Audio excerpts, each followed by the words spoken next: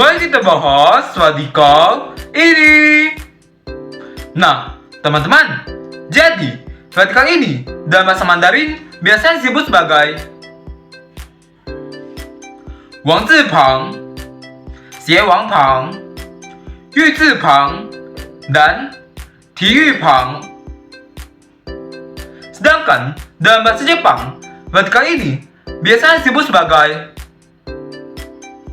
Ohen dan Tamahen. Radikal ini pada umumnya berhubungan dengan giok. Contoh huruf yang menggunakan radikal itu apa ya? Contoh huruf yang menggunakan radikal ini dalam bahasa Mandarin itu seperti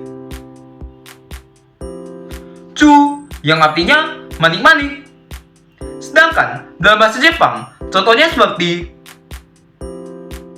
Q yang artinya bola. Selanjutnya, mau bahas radikal apa lagi ya?